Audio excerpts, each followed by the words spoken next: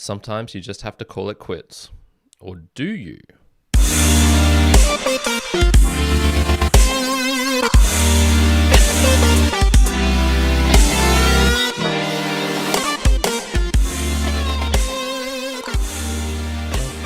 Welcome everyone to another episode of the Value for Value podcast.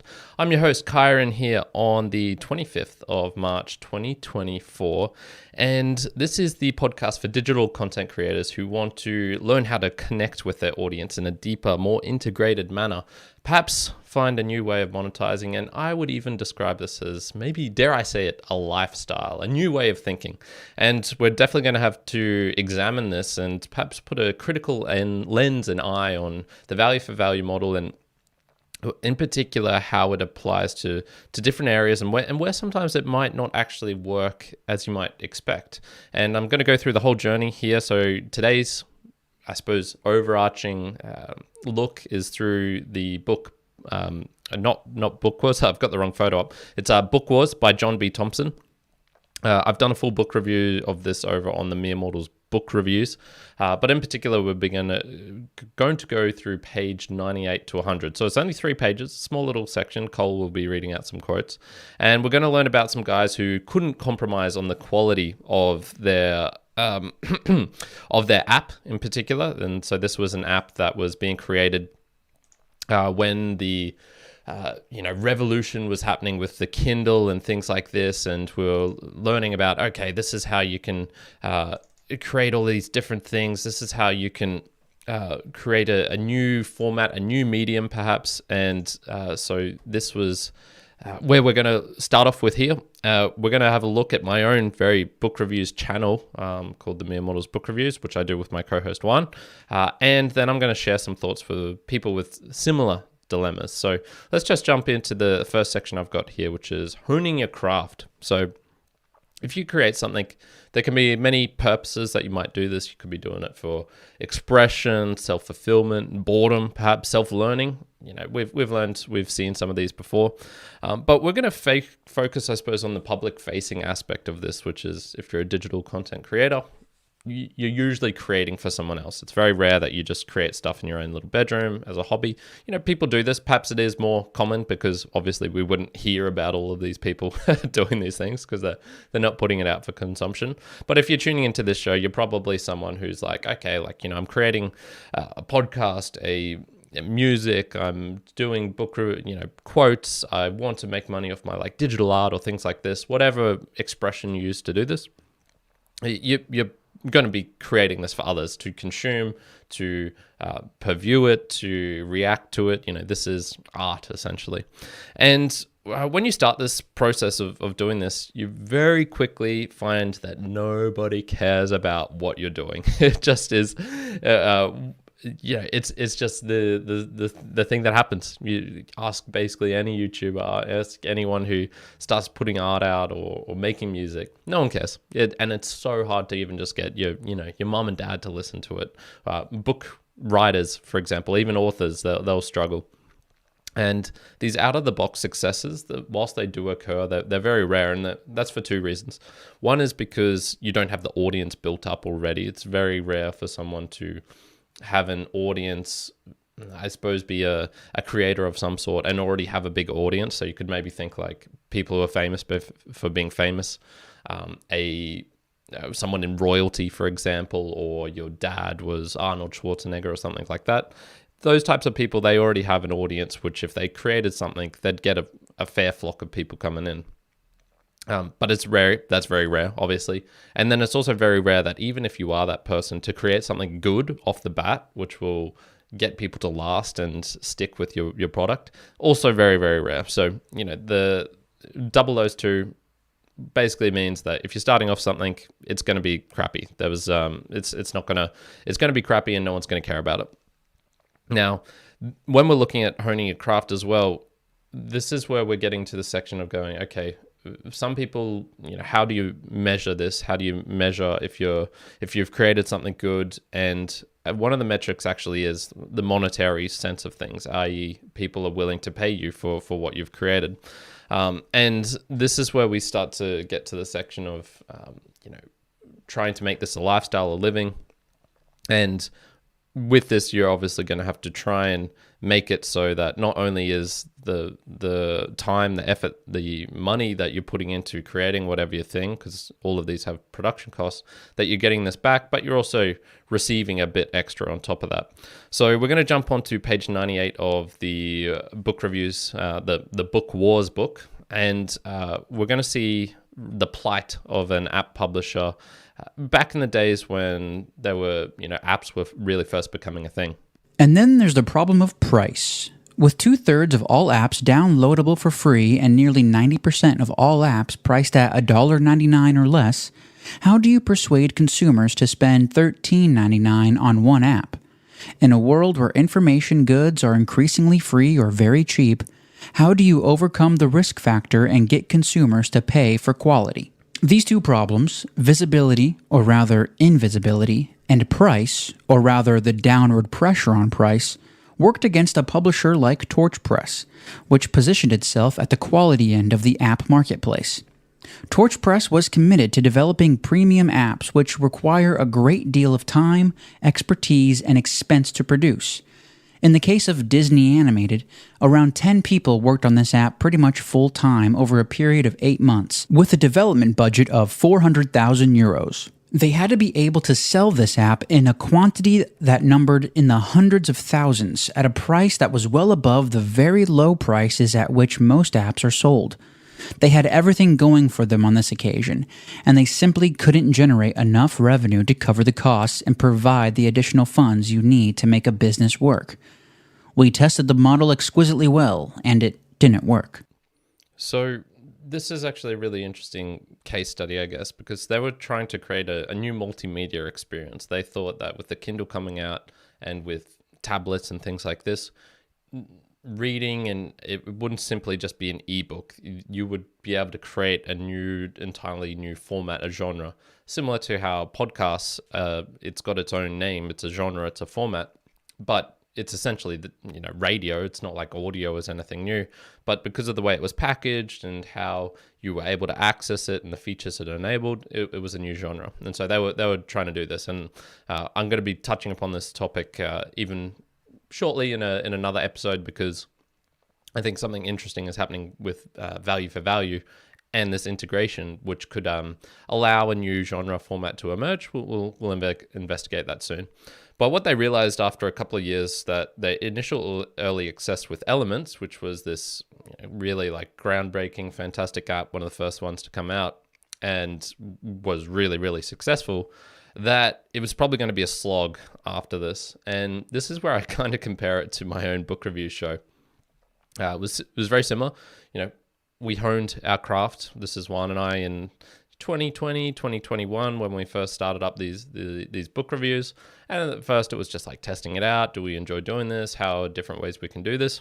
And established a rhythm of creating a product that I was generally proud of. There was signs that it had some gems in it, and we actually had a kind of similar out of the box success, I guess. It was 6 months in, I believe, but there was two videos which kind of semi went viral, and one of them was the Gulag Archipelago by Alexander Solzhenitsyn, and that was a book review I did. And I think it just caught a trend at the time where Jordan Peterson was talking about it a lot, and I don't know, there was something about the book review itself. I had a cool cap on. It made me look like I was gaunt, and I'd just gone through the gulags myself. I don't know. And anyway, we had the success, but even with that, it was really hard to then just, we saw it like peak up and then it just like flatlined and was like dead. And I think this is like, even after embracing the V4V philosophy, getting feedback and monetary support back was just really, really hard. And this is where I'm just kind of wanting to warn you at the start. V4V is not the value for value model is not a just out of the box, like light flick, bluzz, magic trick. It'll solve all your problems instantly. It's going to be a slog. It's going to be a grind.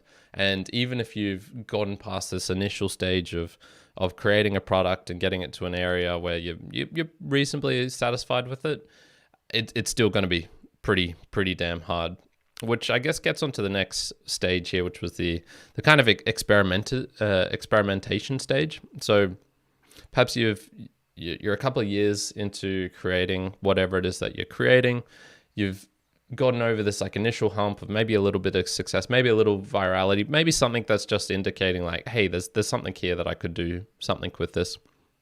But that's when you go, okay, you're starting to spend serious time, money, effort onto this, and you'll likely realize that things need to change, because it's just very, very rare that, our initial format for the book reviews and the way that we're creating it, there is a similarity, but it's also very different in terms of the sections that we do, what we ask people to respond with, and the highlights, the things that we're bringing up in them, at least very much for myself. And so this is kind of when reality hits, to be honest, and you're not getting the outcome you desire, or perhaps even believe you deserve, or especially if you're comparing yourself to other people. So this is where you are likely to tweak and experiment, not only your strategy and how you present what you create, but even your core product itself. So we're going to see this with page 99, and shows the routes that these app developers could go down. Maybe 10 or 20% less, but they couldn't cut more than that and still produce apps of the kind of quality that was their trademark. Producing cheap apps that got the job done and had no real aesthetic value was not the kind of business they wanted to be in. They would also risk losing their best staff, who may not want to stay at a company that was downsizing and couldn't afford to pay top rates. Another option was to try to reorient the business, to pivot, as they say in the world of startups.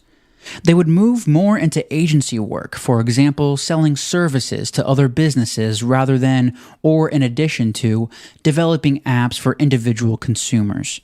They developed a set of technical skills that could be used to develop apps for companies and other organizations that were seeking to promote a product or build their brand.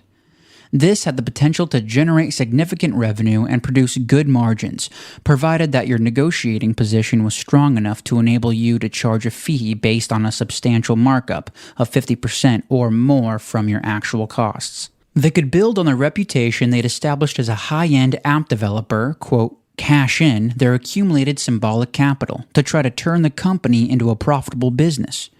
The potential gains would be financial. It might enable them to generate significant revenue at a significant margin to turn the organization into a profitable business. The downside would be the loss of creative control. I know that once you take on one of those commissions, you find that you have absolutely no freedom of choice but to deliver the project to the highest possible quality on time, and you have to put your best people on it to do that, reflected Max.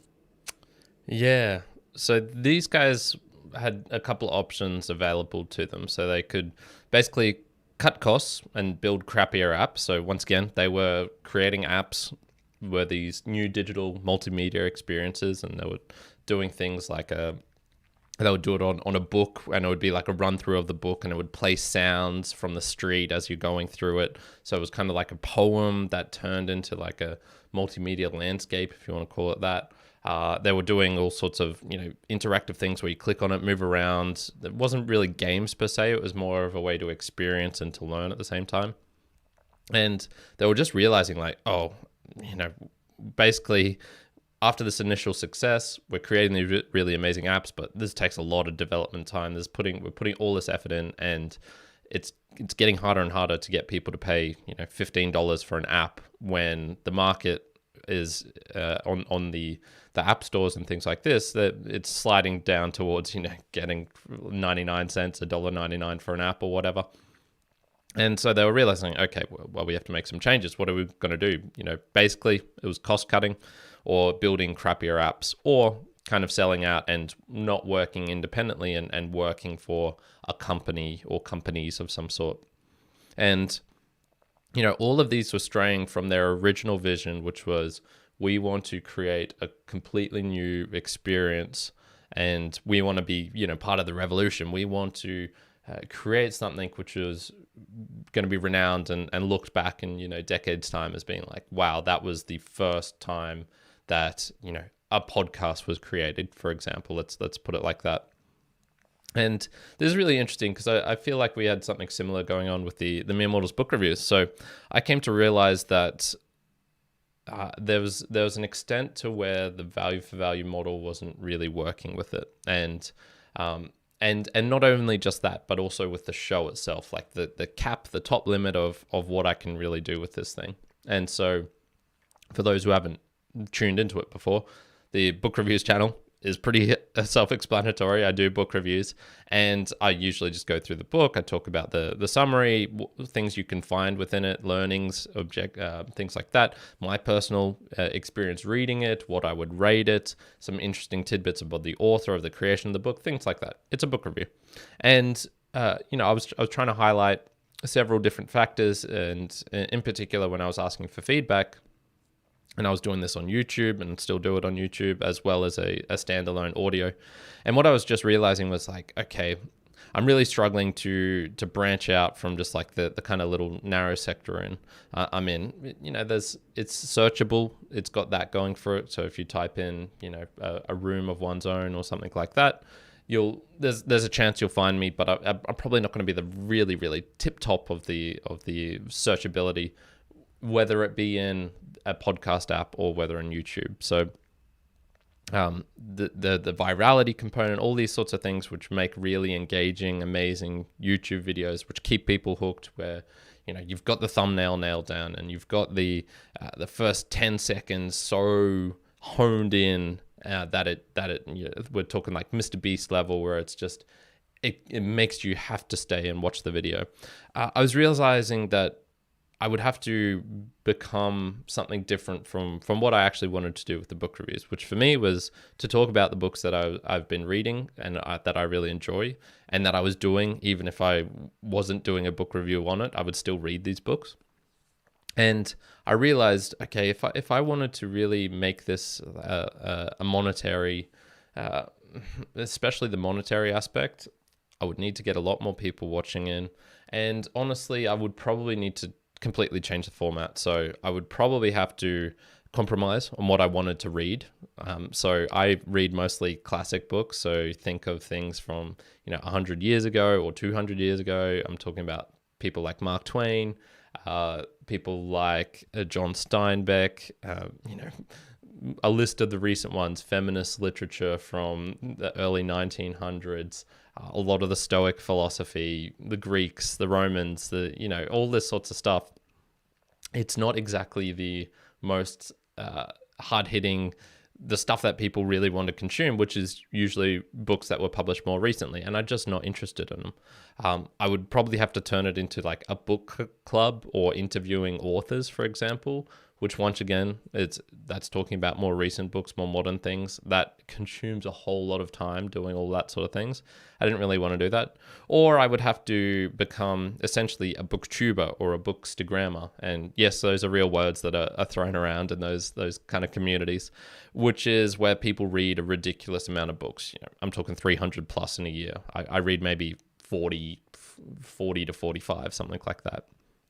And so I would have to completely change my whole, lifestyle. I'd have to spend many more hours a day reading, because what they typically tend to do is like book hauls. I read 10 books in August. This is what I thought. And all of those were just a completely different format from what I wanted to do with the book reviews. And I did experimentation with them, but I never got to the stage where I was doing things where I was unhappy or like, this is a fair bit more work than I originally thought, which gets us into our last kind of like section here, which is just facing tough decisions. And so if you're trying to make something big, if you want to have an impact and perhaps create an income, a job, a lifestyle, I think you're going to have to make some tough decisions at some point. And if you stray from your original vision, if you sell out, I think that's fine as long as you come into it with eyes wide open. If you accept the big paycheck from the music record company and you give away, the rights to your music, that's fine. The same with like the big book advance, or if you've for podcasting with advertising and you come in, and you've got these guys who are like, we're gonna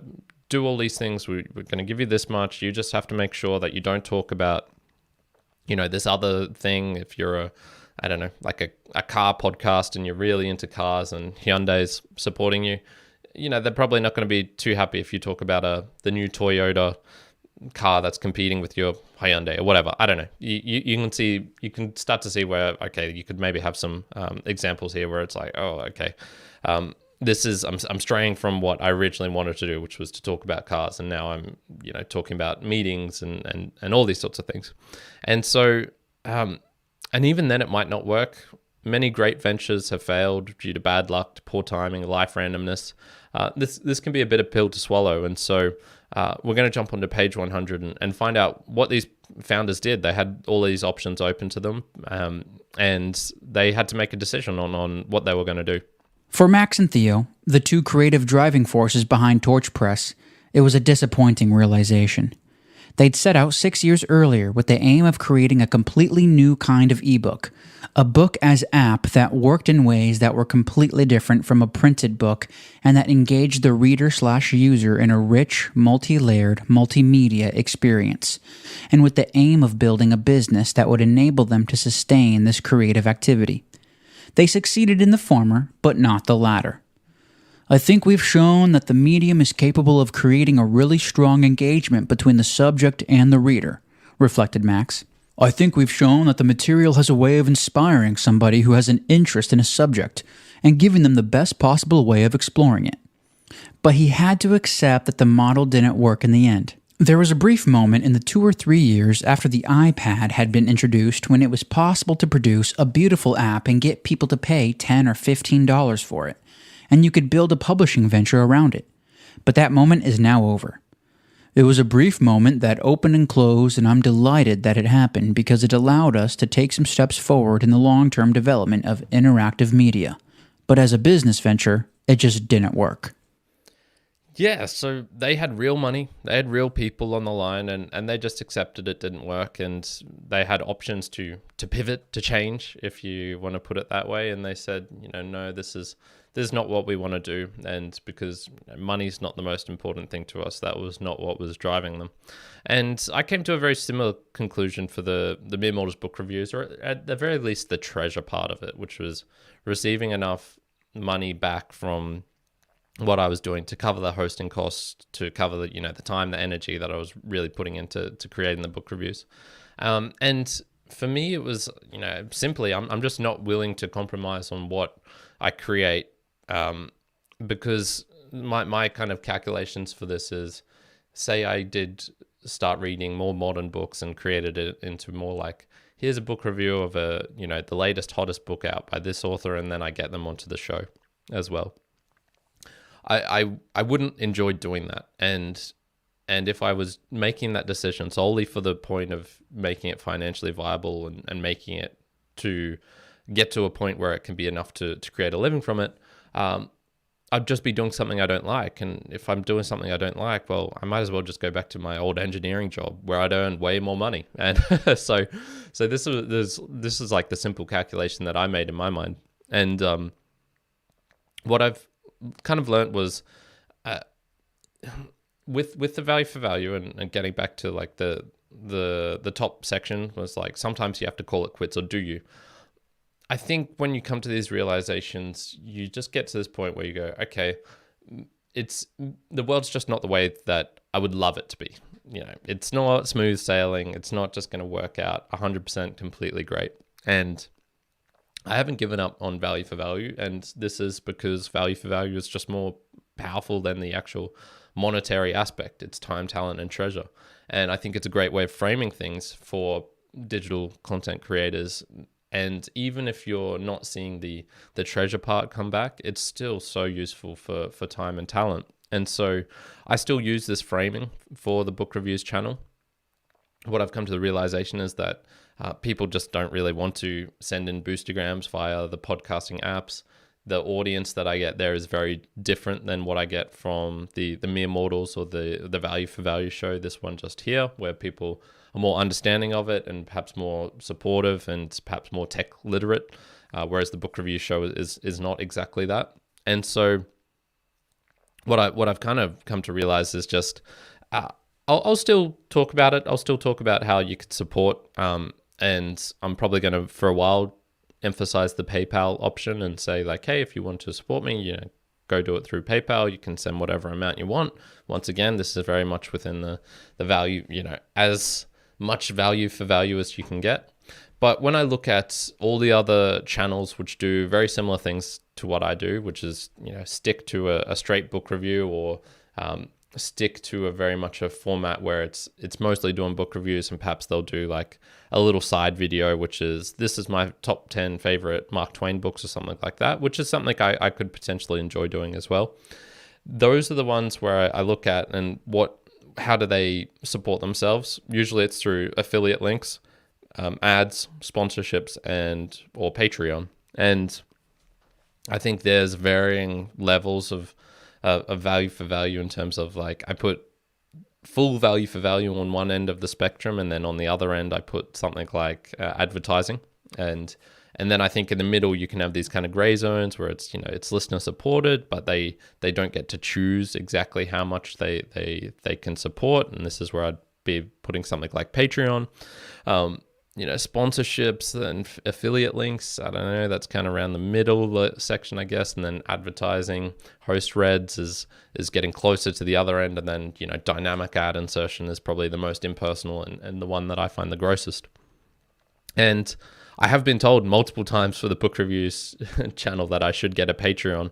And so this is where I go, like, whilst it's not full on value for value, it certainly is closer on the spectrum than things like advertising, which is where I draw the limit. I refuse to do any advertising or sponsorships. And affiliate links would be like just on that knife's edge, where I'd still rather not do it because I think it creates weird incentives. But that's okay. And whatever model that you are choosing to go down and to follow, I, of course, obviously would advocate for the value for value, and this is a show advocating for that and explaining it. But I think it's also worthwhile just going, like, you're going to have to make some tough decisions at some point, and what you would like to do perhaps won't be the end goal of the, you might have to make a decision which it's like the worst, the better of two evils, that sort of thing. And so, this is all a little bit glum here. And so I've got a kind of list of lessons, recommendations, perhaps for someone who's, I'll give the average, the lifespan of a creator and fit this into where you're on it. So what happens, you start it up, you play around, and I always advocate for starting lean and mean at the start, so you can just experiment, try what you enjoy doing. So you're going to be really focusing on whatever product you're creating and what you can control, and hone it in until you're really only doing those minor tweaks of that could really make it better. So you've really found, okay, this is kind of the lane I want to go down. This is what I want to create. I would recommend trying out value for value, getting a taste of the thrill and realizing how powerful it is for an audience connection. And if not, it's worth it just for the framing of the time and talent, because it's just a really great way of creating a call to action, which makes sense, which hits the heartstrings, or the fairness, the equality that is in other humans. And they're like, oh yeah, they're just asking for some value back into what they've already provided. That makes sense to me. I think experimenting with the treasure part of V4V and see how other people are doing it, gamification, offer incentives, list reasons why, you can use the sad puppy, where in the show to thank people, unique content, leaderboards, integrate it with your show theme. There's so many different things that you can do. And this is basically everything that we learned in season 2 of the Value for Value show. So this is really just getting into the more technical aspects of it. And once you've done this for a while, you have to play it out for a while. It's, like I said, it's not a quick fix. Decide, can you live with it? Is it serving you in the way that you would like it to? And if not, there's trade-offs that have to be made. And, for me, for example, I wasn't willing to make the trade-off with the book reviews and the format. And so that show, I don't think I will ever see it being able to replace a full-time income. Now, what can happen is there's no hard and fast rule of like this person is only value for value, and that's the way it works. you'll see multiple shows. Chris Fisher over at Jupiter Broadcasting, for example, he does a mix. It's value for value, but he also puts some advertising into his shows and does host read ads. You really need to ask yourself if your product is good enough. I was only investing 3 to 5 hours a week into the book reviews, in the sense like I was already reading the book, so it was just adding the extra time of recording and editing on top of that. And that is certainly more in the hobby category. I definitely didn't deserve to get paid full time for that. And so this is where I just think, you can also have overall thoughts of strategy of, I'm looking at more as the book reviews as being an addition to the value for value show and the Mere Mortals, and there's a way of interconnecting all of those together. And it's unlikely to ever be a standalone thing just of itself. So some things to consider there, some things to have a think about, and really just ask yourself, is this how I want to create? And I think value for value allows you to stay closest to perhaps your true vision, your original vision. But you might have to make some trade-offs and decisions along the way with that as well. So that's our main section here for today. And I hope that made sense to you and I hope it wasn't too glum and depressing. But it is worth calling these out because usually I am way more optimistic, but there's times where you have to come to realizations as well and realize that things may not work the way exactly that you want or think that they should. So this is a section now where we're going to get into the Boostagram Lounge, and thanks some people for supporting the show. Welcome to the Value for Value Boostagram Lounge. Yes. So the Boostagram Lounge, for those who do not know, is where I thank the people who have helped support the show monetarily. And so this show, Value for Value, does require a lot of time, effort on my part to create these things. And I would also love for my collaborators to also receive some compensation for the time and effort they're putting in. This being Cole McCormick, who's doing the quotes, for the Doerfels for providing me with intro music and music to play on the live stream, both beforehand and after. And then also Sven for providing some very distracting GIFs, apparently, because we've got Juan and Chad in the chat, and one of them was a bit too much. And yeah, when I was watching just then, I was like, oh yeah, this is actually kind of like a little bit epileptic causing.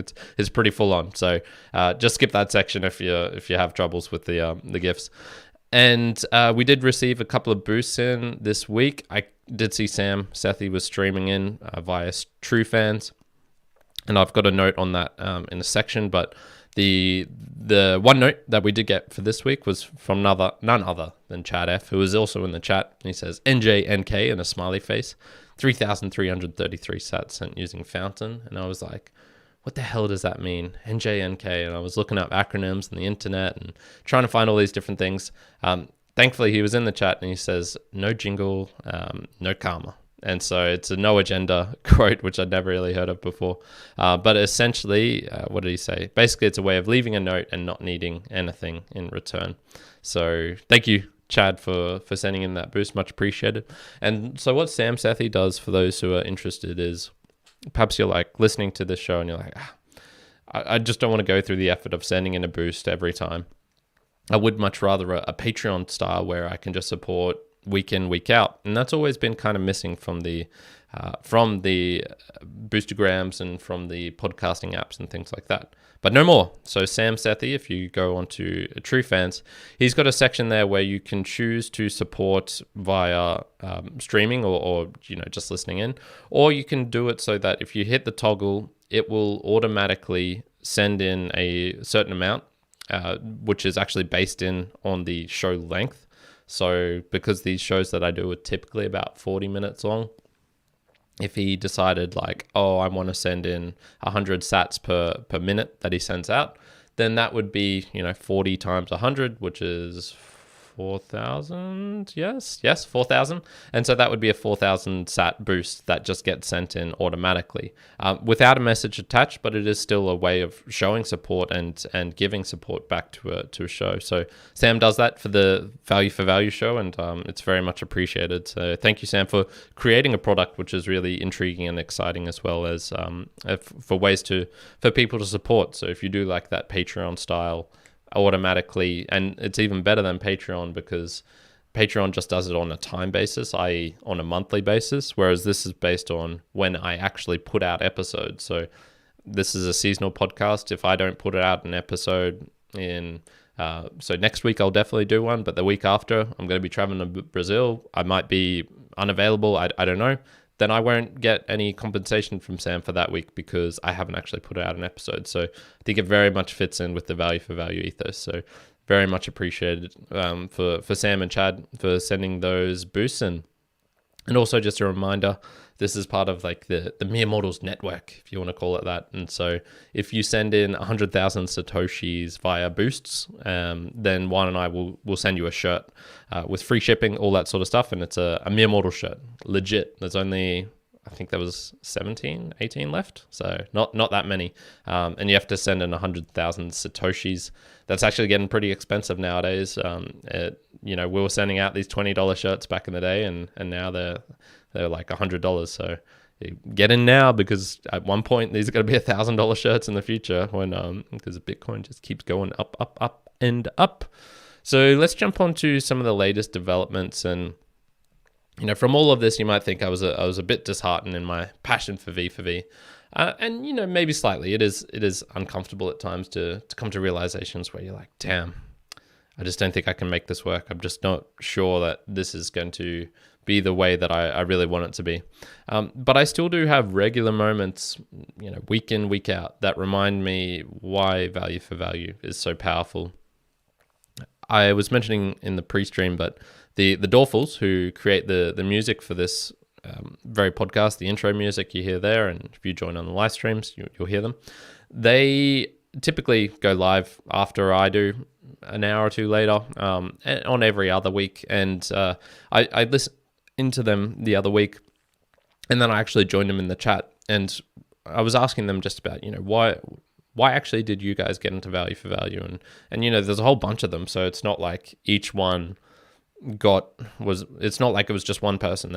Each one of them came to the realization like, wow, this is actually really important and impressive, and almost life-changing in a way. And for them, they were describing like, once you get it and feel it for yourself, you realize just how poor the other mechanisms are for, in this case, their musicians, poor for getting feedback from their fans. Obviously, they could get it when they were doing their live shows, but they can't do live shows all the time. They had jobs, they have children, a lot of children, and they were just realizing like, okay, Facebook's great and all, but we've got a big Facebook group, but they unless we're putting out new songs, unless we're interacting day in, day out, putting in the grind, we can't just put out a song and people will enjoy it and, not only show monetary support, but also just say like, hey, this is a great song, I love this. And this is where Value for Value just comes in, and it's like a tidal wave just takes over. It's a mind virus in some respects. And so, there's just so many moments you can have once you've adopted the model where you realize like, this is the way to go.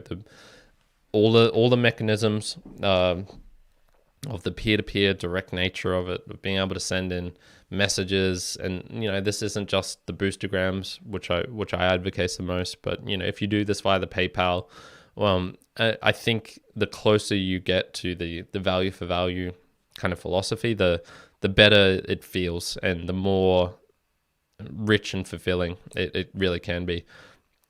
A week ago, Sam sent a massive boost in 100,000 sats, and Juan and I were on a little Discord chat at the same time, and it just like blew our minds. It was just it wasn't even the money itself, because we're both relatively wealthy. $100, and especially because it was for the value show, none of it actually is going to Juan. and 40%, 45% of it is going to all the other people in my splits. So it was like, a $50 payday for me, I guess, if you want to call it that. It wasn't just the money itself. It was like the way that he did it, the way that it came through, the meaning that was behind it. It was almost more important than the actual money itself. And so, just having these moments where you can see it come in real time and it's like, boom, just hits you. There's nothing that compares. It's just really, really fun, really amazing. And, talking about ridiculous ways to incentivize treasure and to get some treasure back from people behind the schemes, man, that show is so crazy. It's a podcast for those who don't know. They did this goat drive with 12 rounds of killing. There was a buy-in, and basically you would have to send in a boost and it would kill a goat and it would trigger the sound effect of a goat getting slaughtered. Now, this sounds kind of morbid and weird, but these are one of the people who I think it's worth checking out to see just what is possible in terms of interacting with your audience and creating fun, interesting mechanisms of having light shows that are triggered by audience interaction and things like this. And Booberry, one of the hosts of those, is also the guy who is part of the Thunder Road Media and putting on live music shows. And there's another V4V music concert coming up, I believe, on April 6th. I'll give more details next week as we get closer to that. And they reached their limit, and that was one of the things I helped sponsor as well as Chad F in the chat. So just recommendations for getting ready for another V4V music concert, because they're pretty fun and they're exciting new things.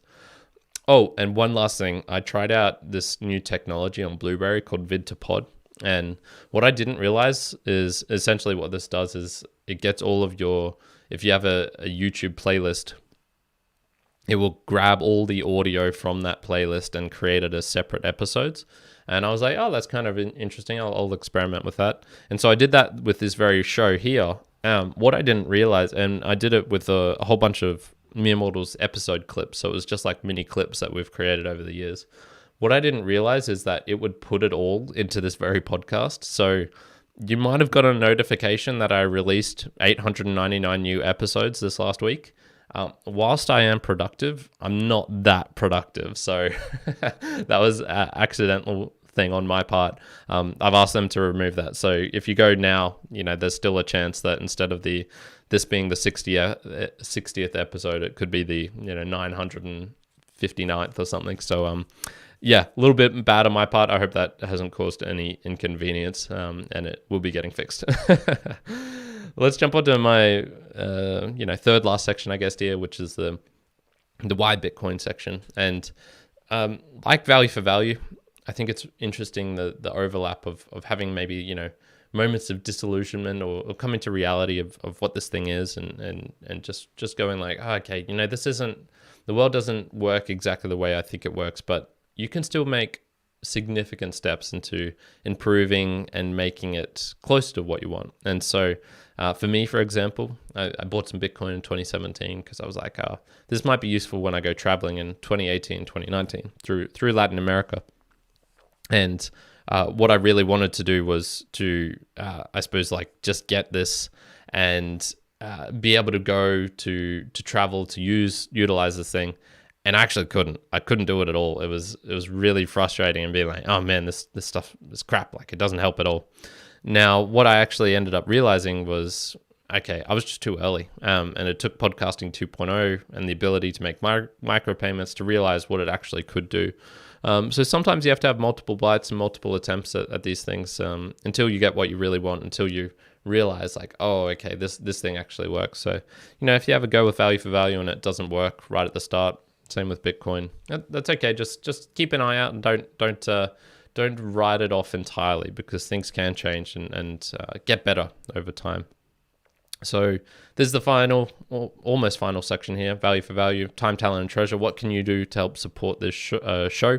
Obviously, sharing it with a digital content creator. I think that's probably the most important thing that you could do for this and for me, because I really want to spread this message out to people who might be struggling, who are podcasters who aren't able to connect with their audience and who are feeling, the lack of direct connection, which can happen all the time because it's a hard gig. It's a hard gig doing, and the same for musicians, same for digital artists, same for people creating whatever it is digitally. I think it can be really hard to keep going on if you're not getting support back from your audience and not feeling this connection. So sharing it with them. You can also join me live here, 10 a.m. Australian Eastern Standard Time on a Monday, which is basically midnight on a Sunday, UTC 0. And so if you are in negative, whatever time zone, just minus that off from Sunday midnight, and that's when I'm going live. So would love for you to come join me. Talent, is there anything I can do to this show to make it better? What annoys you? Are the GIFs too much? Are they not enough? Do you want more of them? If you're looking at the chapter images or even the YouTube video After Effects, I've got all these images in there. What resources would you describe to these? Do you have any other books which you think might be interesting and follow the same sort of trend of value for value? Would love to know this. And then finally, treasure. Definitely doing it via a new podcasting app. Places like TrueFans, Podverse, Castomatic, Curocaster, Podcast Guru, Fountain, Podfriend. All great places to jump in and to send in a boost. Breeze app as well. I think that's the eighth one I sometimes miss. Via the Podcast Index website itself, that still reflects the splits. And then if you want to just do it directly to me, there's a PayPal link down below. And I usually send this off to help fund app developers and things like this. So we've got into a lot here. It's been a pretty big episode. And I almost, I did forget to hit record. So I'm going to have to grab the YouTube live stream after this, the audio from that. So hopefully that sounds okay. We've been talking about this live V4V music concert coming up. And this isn't the first time this has been done. So there's been some trailblazers who did the first one back in December of last year, actually. So only, 3 months ago.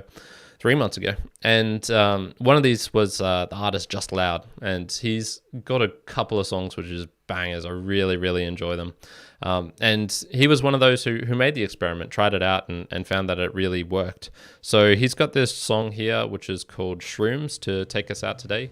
So this is Just Loud. You touch like a sinner, killer kisser, such an animal. Late nights let me be your redeemer. Bad behavior, bite the dust, come on, yeah. Taste sweet like honey. I was born to be wild. Turn you into a believer. Tonight I feel it going down. 'Cause I do shrooms on the full moon. I do shrooms on the full moon. When the world shut us out, take me to higher ground. 'Cause I do shrooms on the full moon.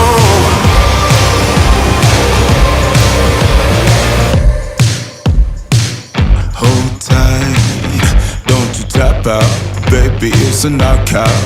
My demons can't be tamed. Roll the dice and thank me later. Meet your maker, it's got we all to blame. Yeah. Taste sweet like honey. I was born to be wild. Turn you into a believer.